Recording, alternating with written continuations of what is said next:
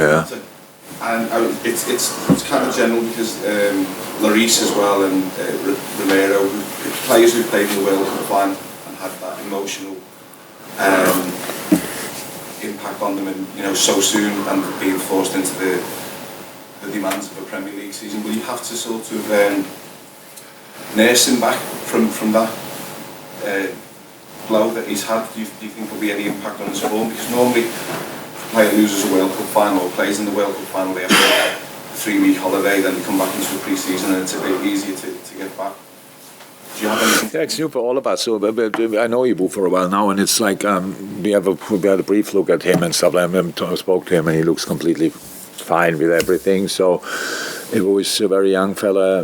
He understood the situation in the right way. He knows that the future is bright for this French team, so it didn't feel for them. I think for a second leg was the last chance or whatever. They're all desperate to get back with this group to play again, whichever tournament, the Euros next in 1.5 next year in Germany. And so physically, he played a couple of games, but was not the most intense. He had played the final few minutes, had then a week off, or 8 days off, found in smoothly with training, stuff like that. So we did everything. So let me say around about 2 weeks after finally was first time kind of in contention. Is that perfect? Of course not.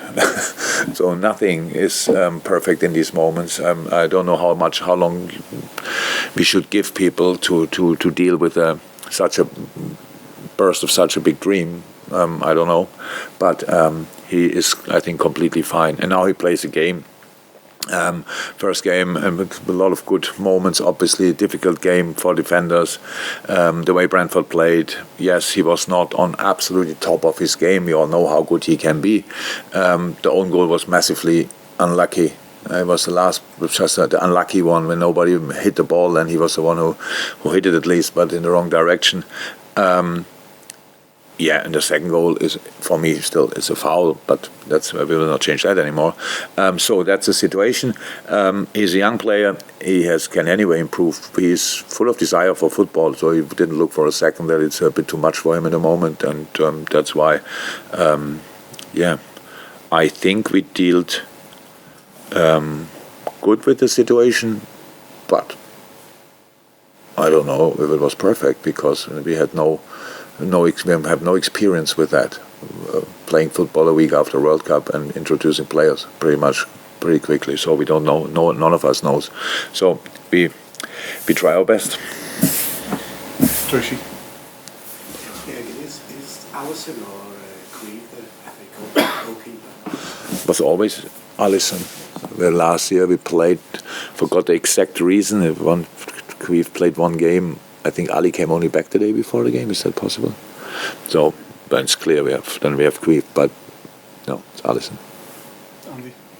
Jurgen, do you think there's maybe a bit of an inevitability about the injury that Virgil has picked up after the World Cup, and is it something that you have to take into consideration for players who are playing in Europe and the World Cup for their training programmes for maybe the second half of the season, something that you've already factored in? No, but that's what we did all the time, to be honest. Of course, we know that. So there are a few all-time players. So players who play for the team all the time, for your club all the time, for the national team pretty much all the time, and in Europe.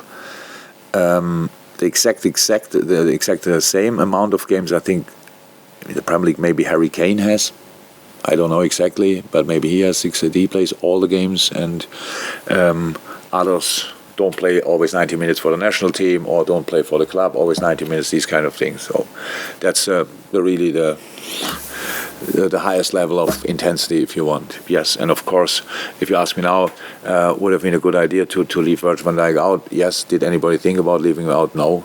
Him included, was no reason for it. So it was not that we thought that's a bit too much, because just you only deal with the things you know about the player. The player knows how he feels, gets the treatment he gets, and then after that, and my relationship with Virgil is very close. If he would have felt a little bit, he would have told me. I would have said, "Boss, not for me this weekend or this Monday." So that's what we deal all the time with. That's what I'm talking about all the time when I say we have to reduce games, FA Cup or whatever, these kinds of things. It's just because the best players play all the time. That's how it is. And then people tell us, yeah, we let them leave them out and do that, rotate. Funny enough, who leaves the best players out? These kind of things. So it's not that easy. So we have to sort that in the future with bigger squads, I think, and even more level squads like internally and these kind of things. But if that's possible, I don't know. But it's probably the only way to deal with it, and for internationally and so like for the national teams and for the club teams, we will see how that will work out. But it's something we have to develop, the direction we have to develop, and if nobody reduce the games. So yes, we think about how to deal with it, but honestly. And you know that the intense part of the last week were the games. And of course there was treatment. And so when did we play? It was Leicester. And then when 30th and 2nd. So 31st, recovery, first. Secondary recovery and a little bit tactical stuff, and second playing. So the intense part is the game, and we cannot change the game. So it's not nothing what we ask for or whatever. A centre half plays the game with centre half. But anyway, that's we always, especially with the amount of injuries you can imagine we always are very very try to figure out exactly why things happened. If we ever made a mistake, we will not make it a second time. At least that's what I can promise. But unfortunately, there were not even a lot of mistakes. It's just things happened, how they happened, and we have to accept it and deal with it. Thank you, everyone. Thank you. Nice one. Thank you.